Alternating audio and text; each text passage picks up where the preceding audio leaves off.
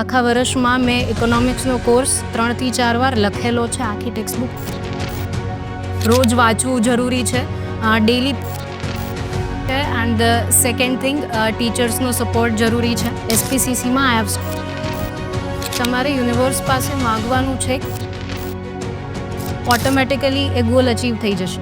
એ વસ્તુને એકને એક વાર રિપીટ કરો.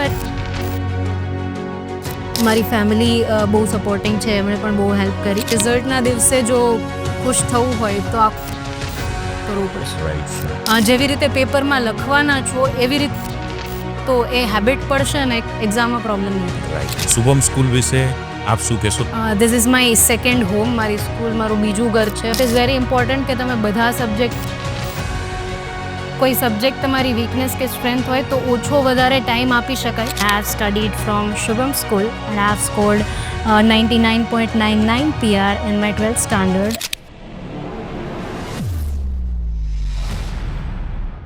મિત્રો, આજે એક એવી દીકરીની સાથે મુલાકાત કરી રહ્યા છે જેને 12th કોમર્સમાં સમગ્ર ગુજરાતમાં પ્રથમ નંબર પ્રાપ્ત કર્યો છે. 2025 બોર્ડની જે એક્ઝામ હતી એમાં 700માંથી 686 માર્ક્સ પ્રાપ્ત કરી 99.99 4 નવડાનો સમન્વય જેમણે કર્યો છે. ગુજરાતમાં ફર્સ્ટ રેન્ક, 4 સબ્જેક્ટમાં 100માંથી 100 માર્ક્સ મેળવ્યા છે. એવી ભીમ જીયાણી શ્લોકાની સાથે આપણે મુલાકાત કરવાના છીએ. આગામી બોર્ડની પરીક્ષાની તૈયારી કરતા દીકરા દીકરીઓ અને માતા પિતા માટે આ પોડકાસ્ટ ખૂબ અગત્યનું સાબિત થવાનું છે. તમારા પોડકાસ્ટમાં એન્ડ સુધી આવવું ખૂબ જરૂરી છે, કેમ કે એકાદ શ્લોકાની ટિપ્સ તમને કામ લાગી શકશે. છતાં બી કોઈ સવાલ હોય તો ચોક્કસ આપ કોમેન્ટ કરી શકો છો. બટ અત્યારે આપણે મુલાકાત કરીએ શ્લોકાની સાથે. શ્લોકા, તેરું હાર્દિક સ્વાગત છે આ પ્લેટફોર્મ પર. સૌપ્રથમ આપનો એક ટૂંકમાં પરિચય આપવો હોય, કેમ કે અમે અત્યારે રાજકોટમાં બેઠા છીએ અને શ્લોકાની સાથે વાત કરી રહ્યા છે. તો શ્લોકા, આપનો ટૂંકમાં પરિચય આપવો હોય તો આપ શું કહેશો? I'm Shloka Vimajiyani. I belong from Rajkot and I have studied from Shubham School and I have scored 99.99 PR in my 12th standard. And currently I am pursuing CA. I am in the CA foundation and my goal is to become a CA and I'm really gladful કે મને opportunity મળી છે. બરાબર છે. આપે કઈ સ્કૂલમાંથી અભ્યાસ કર્યો છે શ્લોકા રાજકોટમાં? I have studied from Shubham school and મેં મારું પ્લે હાઉસથી લઈને 12th સ્ટાન્ડર્ડ સુધી whole of my studies are from Shubham school. Right છે. રાજકોટમાં આવેલી શુભમ સ્કૂલમાંથી દીકરી અભ્યાસ કરી અને મેળવ્યો છે સમગ્ર ગુજરાતમાં ફર્સ્ટ રેન્ક. શ્લોકા, ઘણા વિદ્યાર્થીઓએ જાણવા આતુર છે કે સૌથી પહેલાં તો અમારે આવું રિઝલ્ટ લાવવું હોય તો અમે લાવી શકીએ ખરા? અને જો લાવવું જ હોય તો કેવી રીતે લાવી શકીએ? મારી એક વાત કહેવાની છે કે જો મારાથી થતું હોય યસ તો બધાથી થાય, કેમ કે મને એવરેજ સ્ટુડન્ટને હોય એવા બધા પ્રોબ્લેમ્સ છે. મને ક્યાંક થોડુંક મોબાઈલનું એડિક્શન બી છે, મને ઓવર થિંકિંગ બી થાય છે, મને બહુ વધારે ટેન્શન આવે છે. ઓકે. એન્ડ મને વાંચવામાં એટલી જ વાર લાગે છે જેટલી કોઈ કોમન એવરેજ સ્ટુડન્ટને લાગતી હોય. બરાબર. મારે કન્ટિન્યુઅસ પ્રેક્ટિસની જરૂર પડે છે. હું થોડા ટાઈમ ના વાંચું, કોઈ સબ્જેક્ટ હાથમાં ના લઉં તો એ સબ્જેક્ટ મને ભૂલાઈ જાય છે. તો જો મારાથી થતું હોય તો એ બધાથી થાય. પોઈન્ટ ઇઝ કે કન્સિસ્ટન્સી હોવી જોઈએ. રોજ વાંચવું જરૂરી છે, ડેલી પ્રેક્ટિસ કરવી જરૂરી છે એન્ડ ધ સેકન્ડ થિંગ ટીચર્સનો સપોર્ટ જરૂરી છે, પેરેન્ટ્સનો સપોર્ટ જરૂરી છે. એન્ડ બીજી એક વાત કે જે મને બહુ હેલ્પફુલ રહી છે એ છે મેનિફેસ્ટેશન. સડનલી આ જ ટાઈમે જ્યારે મારું 12th બોર્ડ હતું એ ટાઈમે 2 મહિના પહેલાં જ અપ્રોક્સિમેટલી મને યુટ્યુબમાં હું સ્ક્રોલ કરતી હતી ને મને એક વિડીયો દેખાયો મેનિફેસ્ટેશન સ્ટ્રેટેજીનો. ઓકે. તો ત્યારથી મને એવું વિચાર આવ્યું કે જો ના થાય તો ઠીક છે, પણ ટ્રાય કરવામાં શું પ્રોબ્લેમ છે. એટલે ત્યારથી લઈને આઈ મેડ અ માર્કશીટ. એ મારા સ્ટડી રૂમની દિવાલ પર ચોંટાડી અને આઈ સ્ટાર્ટેડ મેનિફેસ્ટિંગ કે મને 99.99 PR આવશે, I score this much. And એ મેનિફેસ્ટેશન બહુ કામ આવે છે. રાઈટ છે. અને તમારું અત્યારે હાલ જે રિઝલ્ટ આવ્યું છે એમાં શું રિઝલ્ટ છે? કયા સબ્જેક્ટમાં કેટલા માર્ક્સ છે? BA અકાઉન્ટ્સ, સ્ટેટિસ્ટિક્સ અને SPCCમાં I have scored 100 out of 100, ઇકોનોમિક્સમાં 97, ઇંગ્લિશમાં 96 અને ગુજરાતીમાં 93. બરાબર છે. તમે જે મેનિફેસ્ટેશનમાં જે માર્કશીટ બનાવી તો એ માર્કશીટમાં ખાલી 99.99 લખેલું હતું કે સાથે તમે સબ્જેક્ટ વાઇઝ માર્ક્સ બી લખેલા? નહીં, I have made the whole result કે મારું રિઝલ્ટ આવું બનશે. એ રિઝલ્ટ જે ઓર્ડરમાં આવે છે એ પેલા અકાઉન્ટ્સના માર્ક હોય, પછી એસપીસીસીના હોય, એ જ રીતે લખેલું, અને એ માર્કશીટથી મારે 4 માર્ક્સ ઓછા છે ખાલી. બરાબર છે. જે એમાં તમે જે સ્કોર લખ્યો હતો એટલે ઓલમોસ્ટ એમાં 690 તમે સ્કોર લખ્યો હતો, આવ્યો 686. ઓકે, સો ઓલમોસ્ટ 99.99. અને આ મેનિફેસ્ટેશન સપોઝ હવે કોઈ સ્ટુડન્ટ પણ તમને સાંભળીને કરવા ઈચ્છે છે તો એ શું કરી શકે? એની બેઝિક કોઈ ટિપ્સ? સો બેઝિકલી જે પ્રોબ્લેમ થાય છે કે વી ઓનલી ડ્રીમ કે આ જોઈએ છે, but in that video I saw કે તમારે યુનિવર્સ પાસે માગવાનું છે કે મને આ કરવાની શક્તિ આપો. મને મારી આ જે મેનિફેસ્ટેશન છે એ યુનિવર્સ તમારી આજુબાજુ એવી કન્ડિશન્સ ક્રિએટ કરશે કે જેમાં તમે મહેનત કરી શકશો, જે તમારે જોઈએ છે એ તમને મળશે. તો ભગવાન પાસે એ માગવાનું છે કે એ કરવાની મહેનત કરવાની શક્તિ તમને આપે. તો ઓટોમેટિકલી એ ગોલ અચીવ થઈ જશે. બરાબર છે. તો એક્ઝેક્ટ કઈ ફોર્મેટની અંદર કરવાનું છે એ ખાસ સમજવું જરૂરી છે, અને જે શ્લોકાએ તમને ગાઈડ કર્યું છે એ મુજબ કરશો તો તમારા રિઝલ્ટમાં ચોક્કસથી ઇમ્પ્રુવમેન્ટ આવવાનું જ છે. સાથે સાથે શ્લોકા, ઘણીવાર એવું થાય કે ગોલ બની ગયો, એક મારે પણ ઇવન ગ્રેડ લાવવો છે, સપનું પણ મેં જોઈ લીધું, બટ વાંચવા બેસીએ છીએ ને સપોઝ કોઈ ટોપિક ન સમજાય તો એવો પછી કંટાળો આવે છે કે એ છોડવાનું મન થાય છે, તો ત્યારે શું કરવું જોઈએ? સો ઓલમોસ્ટ અત્યારે જે હું બધી સ્કૂલ્સના બેકગ્રાઉન્ડ જોઉં છું, સ્પેશિયલી મારી સ્કૂલમાં, તો વેનેવર મને કોઈ ટોપિક ના સમજાતો હોય તો એ ફ્રીડમ હોય કે તમે ક્યારે પણ ટીચર્સને કોલ કરી શકો, એ તમને ક્યારે બી સમજાવે. અને તેમ છતાં પણ જો નથી સમજાતું તો એ કોઈ ટોપિક કેટલી વાર સુધી ના સમજાય, 1 વાર ના સમજાય, 2 વાર ના સમજાય, એ વસ્તુને એકને એક વાર રિપીટ કરો એટલે ઓટોમેટિકલી એ તમારા મગજમાં બેસી જાય. તો એ ટોપિકને છોડવાનો નથી.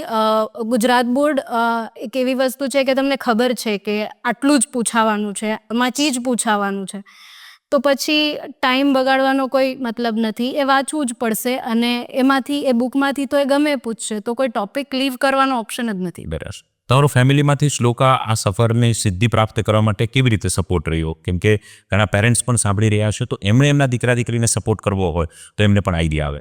I don't have my father, મતલબ my father is not alive.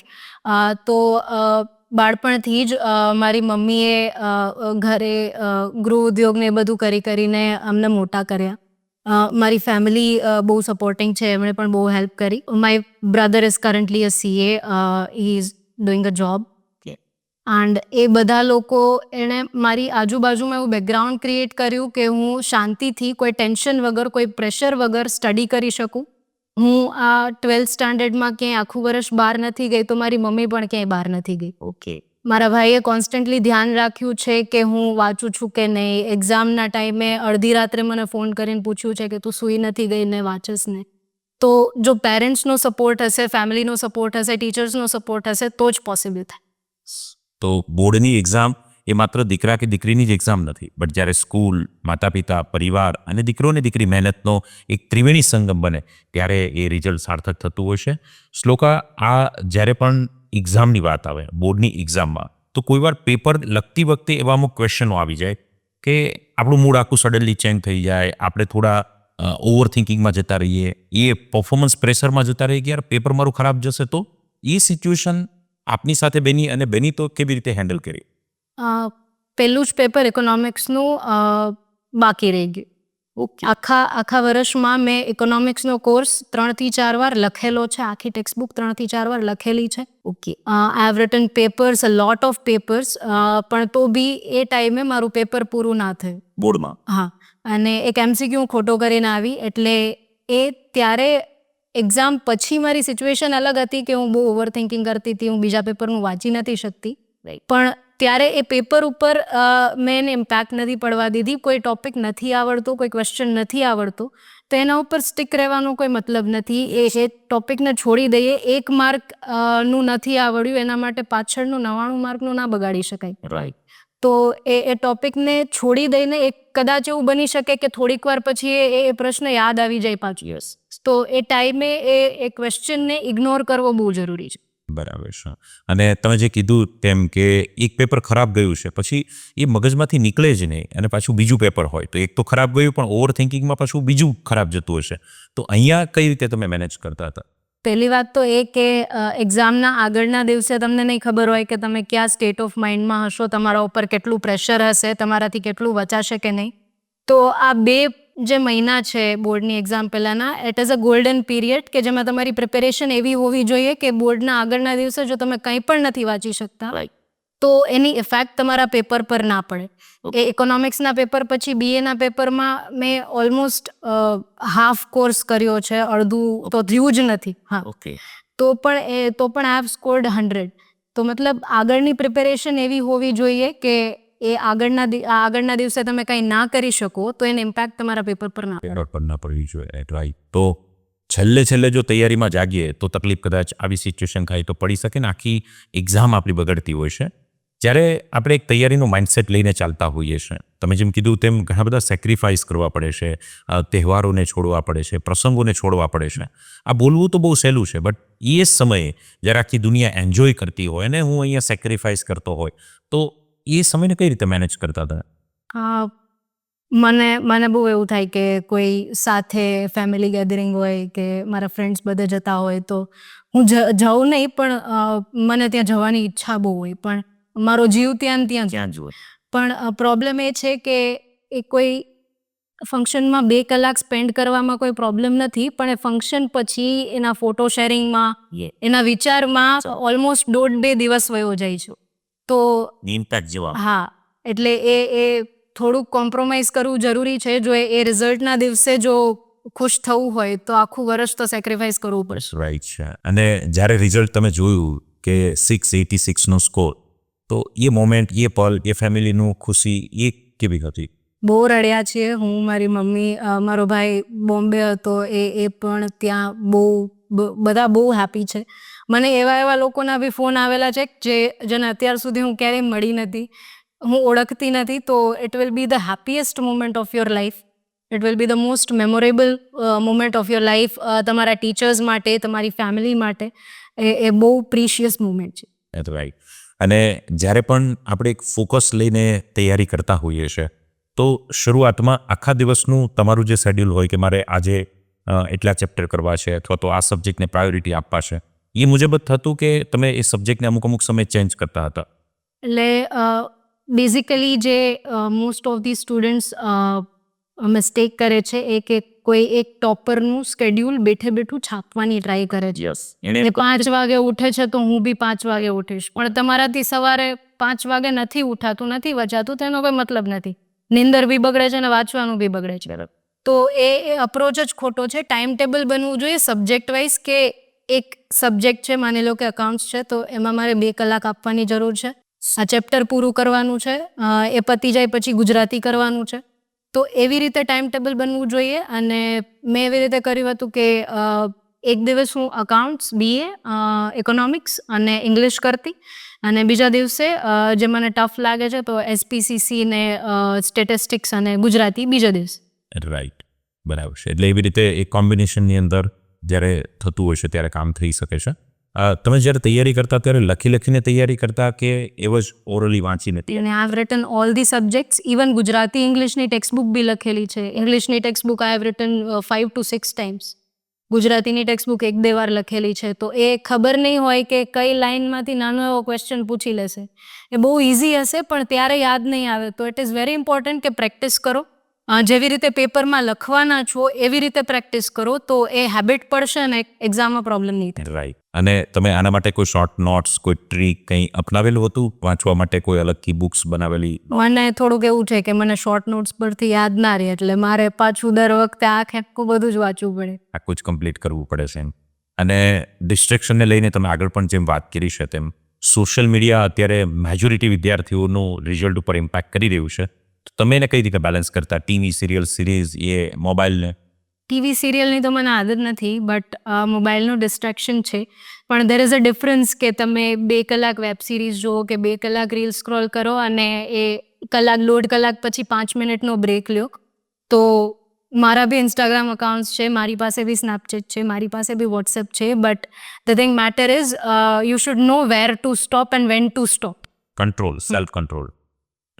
અને કંટ્રોલ જો હોય તો જ એ કામ થઈ શકે. ને જ્યારે પણ તમે હતાશ કે નિરાશ થતા કેમ કે સફરમાં ઘણીવાર એવું બને કે યાર સેલ્ફ ડાઉટ થાય કે આ ગોલ મારો અચીવ થશે કે નહીં થાય, આ મારા રિઝલ્ટ આવશે કે નહીં આવે, મને વાંચેલું યાદ આવશે કે નહીં. સેલ્ફ ડાઉટ તમને થતો ત્યારે તમે કેવી રીતે એમાંથી બહાર આવતા? આઈ એમ અ પર્સન કે જેને હજી સુધી આ ગોલ અચીવ કર્યા પછી પણ મારા પર ડાઉટ છે કે મારાથી થશે કે નહીં થશે. તો એ બધું બેલેન્સ કરવા માટે તમારી ફેમિલીનો સપોર્ટ, ટીચર્સનો સપોર્ટ, સ્કૂલના મેનેજમેન્ટનો સપોર્ટ બહુ ઇમ્પોર્ટન્ટ છે. ક્યારેક ક્યારેક એવું થાય કે હવે મૂકી દેવું છે, હવે નથી વાંચવું, પણ એ કોઈ રસ્તો નથી. એ 5-10 મિનિટ થાય, પણ એમાં ટાઈમ વેસ્ટ કરવા કરતાં જો કદાચ એ 2 કલાક વધુ વાંચી લઈએ તો 2-4 માર્ક વધુ આવી જાય. તો એમાંથી બહાર નીકળવું બહુ જરૂરી છે. બરાબર છે. શુભમ સ્કૂલ વિશે આપ શું કહેશો? તમારી આ સફળતામાં સંસ્થાનું કેવું યોગદાન રહ્યું છે? This is my second home. મારી સ્કૂલ મારું બીજું ઘર છે. હું સાંજે 6-7 વાગ્યા સુધી અહીંયા જ હોય. કોર્સ પૂરો થયા પછી પણ જ્યારે રીડિંગ ટાઈમ હોય તો હું અહીંયા આવીને જ વાંચતી. અને મારા ટીચર્સે મને કોન્સ્ટન્ટલી એ મારા પર મોનિટરિંગ કર્યું છે કે હું વાંચું છું કે નહીં. એમણે એન્શ્યોર કર્યું છે કે મારા એક ટોપિક્સ કવર થયા છે કે નહીં. સ્કૂલના મેનેજમેન્ટે મને બધી ફેસિલિટીઝ પ્રોવાઈડ કરી છે કે જે મને કમ્ફર્ટેબલ બેકગ્રાઉન્ડ આપી શકે વાંચવા માટે. તો આ મારું બીજું ઘર છે અને અહીંયા જ મેં બધી પ્રિપેરેશન કરી છે. રાઈટ. તો સંસ્થાનો પણ ખૂબ મોટું યોગદાન હોય છે જ્યારે કોઈ પણ દીકરો કે દીકરી એ રિઝલ્ટની સફળતાને સર કરતા હોય છે, ટોચ પર પહોંચતા હોય છે, ત્યારે પર્ટિક્યુલર સબ્જેક્ટને લઈને તમે જો યાદ રાખવાની કોઈ સ્ટ્રેટેજીની કદાચ વાત વિદ્યાર્થીની સાથે કરી શકો તો કોમર્સના દીકરા દીકરીઓને ઉપયોગી થઈ શકે. ઘણીવાર ગુજરાતી મીડિયમના વિદ્યાર્થીઓ ઇંગ્લિશ જેવા સબ્જેક્ટને, લેંગ્વેજ જેવા સબ્જેક્ટને ઇગ્નોર કરતા હોય છે. ગુજરાતી છે તો એને લઈને પણ આપ શું કહેશો? ઇંગ્લિશ, ગુજરાતી એવા સબ્જેક્ટ છે કે એ તમારું રિઝલ્ટ બનાવી બી શકે અને બગાડી બી શકે. મેં માર્કશીટ્સ જોઈ છે કે જેમાં બધા સબ્જેક્ટમાં 90+ માર્ક હોય અને ઇંગ્લિશમાં 87 હોય તો એ માર્કશીટ બગડી ગઈ હોય. તો ઇટ ઇઝ વેરી ઇમ્પોર્ટન્ટ કે તમે બધા સબ્જેક્ટને એક સરખું મહત્ત્વ આપો. કોઈ સબ્જેક્ટ તમારી વીકનેસ કે સ્ટ્રેન્થ હોય તો ઓછો વધારે ટાઈમ આપી શકાય, પણ કોઈ પણ સબ્જેક્ટ ઇગ્નોર ના કરી શકો તમે. ઇંગ્લિશ માટે આઈ પ્રેફર કે તમે ટેક્સ્ટબુક લખો. ટેક્સ્ટબુકની એક લાઈન યુ શુડ નો કે આમાં આ આવે છે. ગ્રામરની પ્રેક્ટિસ કરવી જરૂરી છે. રાઇટિંગ સેક્શનની પ્રેક્ટિસ કરવી જરૂરી છે. એસે, ઇન્ફોર્મેશન ટ્રાન્સફર એ બધું લખીને કરવું જરૂરી છે. ગુજરાતીના એસેઝ ને એ બધું જો પ્રેક્ટિસ કરી હશે તો એક્ઝામમાં યાદ આવશે કે નિબંધમાં શું લખવું. રાઈટ. અકાઉન્ટ સ્ટેટિસ્ટિક્સ માટે એ દાખલા ગણવા પડશે, 3-4 વાર ગણવા પડશે, ત્યારે એક્ઝામ ટાઈમે ક્લિક થશે કે આમાં આ મેથડ અપ્લાય થશે. ઇકોનોમિક્સ, BAS, PCC એ બધા વાંચવા પડશે કન્ટિન્યુઅસલી. એ જો મુકાઈ ગયા 2-4 મહિના તમે અડ્યું જ નહીં તો એ બધું પાછું ભૂલાઈ જશે ને પાછું નવેથી સ્ટાર્ટ કરવું પડશે. તો કોન્સ્ટન્ટલી એક્ઝામના એન્ડ સુધી બધાય સબ્જેક્ટને રેફર કરવા બહુ જરૂરી છે. અને એન્ડ ટાઈમ પર જ્યારે તમે પેપર રાઇટિંગની પ્રેક્ટિસ કરતા, રાઉન્ડ ટેસ્ટ સ્કૂલમાં પણ ચાલતા, તમે સેલ્ફ પ્રેક્ટિસ જ્યારે કરતા ત્યારે એનું એનાલિસિસ તમે કેવી રીતે કરતા ને એનો શું તમને બેનિફિટ થયો?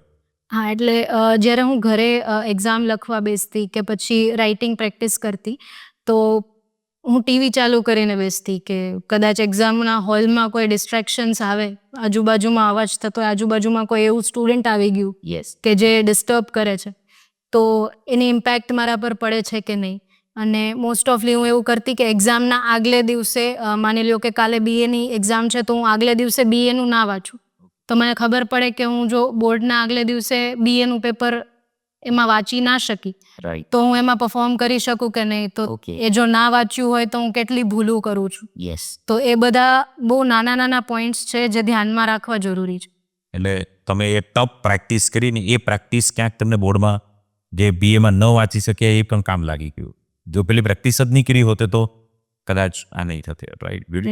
Ultimately you have to prepare for all of the situation. કેમ કે કઈ સિચ્યુએશન આવવાની છે તમને આઈડિયા નથી. પેપર ઇઝી આવી ગયું, ટફ આવી ગયું, બાજુમાં ડિસ્ટર્બન્સ આવી ગયું, ન આવ્યું, પેપર ખરાબ ગયું, ઘણી બધી ઇમ્પેક્ટ એ થઈ શકે છે. એક પેપર અને બીજા પેપર વચ્ચે જ્યારે ગેપ હોય છે, કોઈ વાર 2 દિવસનો, 3 દિવસનો, રજાનો, એ ટાઈમમાં કઈ રીતે સેલ્ફને એ મેનેજ વધારે સારી રીતે કરી શકાય આપણે વાંચવા માટે? એટલે મારું સ્કેડ્યુલ એવી રીતે રહ્યું છે 12થના સ્ટાર્ટિંગથી એક્ઝામના એન્ડ સુધી કે મેં મારી એક્ઝામના આગલા દિવસની પ્રિપેરેશન કોઈ ડિફરન્ટ નથી હોતી. મેં જે આખું વર્ષ જે રીતે પ્રિપેર કર્યું છે એ જ રીતે હું આ ટાઈમમાં પ્રિપેર કરી શકું. અને આજે 2 મહિનાનો ટાઈમ છે એમાં એક બહુ ઇમ્પોર્ટન્ટ છે કે તમારે હવે તમારી હેબિટ્સ ચેન્જ નથી કરવાની, હવે રીડિંગ મેથડ ચેન્જ નથી કરવાની. આખું વર્ષ જે રીતે વાંચ્યું છે એ જ રીતે અત્યારે પણ વાંચવાનું છે અને એક્ઝામના આગળના દિવસે પણ વાંચવાનું છે. રાઈટ છે. અને જે મિત્રો બોર્ડની પરીક્ષાને લઈને એક ડર એના મનમાં ચાલી રહ્યો છે કે શું થશે, કેવી રીતે થશે, એવા વિદ્યાર્થીઓ માટે આપ શું કહેશો? એ ડર કદાચ મને બી હતો, થોડો વધારે જ હતો, પણ એક્ઝામનું એટમોસ્ફિયર એવું નથી હોતું જે ધાર્યું હોય એના કરતાં બહુ ઇઝી ક્વેશ્ચન પેપર આવે છે જો તમારી તૈયારી હોય તો. તો એ સ્ટ્રોંગનેસ તમારામાં હોવી જરૂરી છે. ખોટા વિચાર કરવાથી કોઈ રિઝલ્ટ બનવાનું નથી, ઉલટાનું એ બધું બગાડશે, તો એ વિચારવાનો કોઈ મતલબ નથી. ઓવર થિંકિંગને તમે કીધું કે મને ઓવર થિંકિંગ પણ એવું થતું, ઘણા મિત્રો એવા છે જેને પણ એ ઓવર થિંકિંગમાં જતા રહેશે, તો તમે એને કેવી રીતે કંટ્રોલ કરતા? એ ઓવર થિંકિંગનો જે પીરિયડ આવે તો એ ટાઈમે જરૂરી છે કે તમારા એવા કોઈ સારા ફ્રેન્ડ્સ હોય, તમારી ફેમિલી તમને સપોર્ટ કરે, તમને થોડાક ટાઈમ માટે ડિસ્ટ્રેક્ટ કરે, કે એમાંથી બહાર લાવી શકે. ઇંગ્લિશના પેપરમાં મારી એક્સપેક્ટેશન્સ હતી કે હું બધું સાચું લખીને આવીશ, 2 વર્ષ બહુ પ્રિપેર કર્યું, અને એ પેપરમાં હું 3 માર્કના ઓબ્જેક્ટિવ્સ ખોટા કરીને આવી. એ પછી હું આખી રાત રડી છું. બીજે દિવસે for the very next day A paper હતું સ્ટેટિસ્ટિક્સનું. તો મારા ટીચર્સે મને બહુ ડાયવર્ટ કરવાની ટ્રાય કરી કે હું એ બધું ભૂલી જાઉં. મને કન્ટિન્યુઅસલી ફોન કર્યા, કાઉન્સિલ કર્યું. તો એના લીધે મને સ્ટેટિસ્ટિક્સમાં બી સ્કોર કરવામાં હેલ્પ થઈ. તો એ જરૂરી છે કે તમે તમારી આજુબાજુ બેકગ્રાઉન્ડ ક્રિએટ કરો કે એ તમને હેલ્પ કરી શકે આ બધામાંથી બહાર આવવા માટે. ઘણા બધા મિત્રો પોતાના ફ્રેન્ડ સર્કલ અને એ સંગતના કારણે પણ ડિસ્ટર્બ અને ડાયવર્ટ થતા હોય છે. તો તમારું જનરલી જે ગ્રુપ હતું, તમે એ ગ્રુપ કયા રેન્જનું, એ પણ આવા જ રિઝલ્ટો લાવતું? તમે કઈ રીતે ગ્રુપને સિલેક્ટ કરતા હતા? એટલે મારું ગ્રુપ જે પહેલેથી ચાલ્યું આવે છે એ જ છે, જે બાળપણથી હું એક જ સ્કૂલમાં છું, તો same friends and all. But make sure કે તમારા ફ્રેન્ડ સર્કલમાં એ ટોક્સિકનેસ ના હોવી જોઈએ, તમને પાછળ પાડવાની ટ્રાય ના કરે. ફ્રેન્ડ્સ હેલ્પ કરવા માટે હોવા જોઈએ, પાછળ પાડવા માટે નહીં. રાઈટ. તો એ તમે ફ્રેન્ડ સર્કલ જો પ્રોપર રીતે ચૂઝ કરો તો તમને એનો ઘણો બધો બેનિફિટ થતો હોય છે. શ્લોકાની સાથે આપણે ઘણી બધી ડિટેલમાં ચર્ચાઓ કરી છે, પણ તેમ છતાં પણ શ્લોકા, આપનો એક લાસ્ટ મેસેજ અત્યારે તૈયારી કરતા દીકરા અને દીકરીઓને આપવો હોય તો આપ શું આપશો? એક એ વાતનું ધ્યાન રાખવાનું કે પહેલાં તો મેં કીધું એ રીડિંગ હેબિટ્સ ચેન્જ નથી કરવાની. આ ટાઈમ પીરિયડ બહુ સેન્સિટિવ પીરિયડ છે કે જેમાં either you can make your result or spoil your result.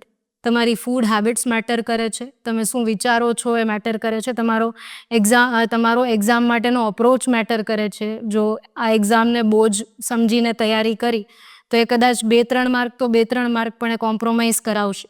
તો આ એક્ઝામને ઓપોર્ચ્યુનિટી સમજીને જો તૈયારી કરશો એક્સાઇટેડલી, હેપીલી, તો આઈ એમ શ્યોર કે એ રિઝલ્ટ અપાવશે.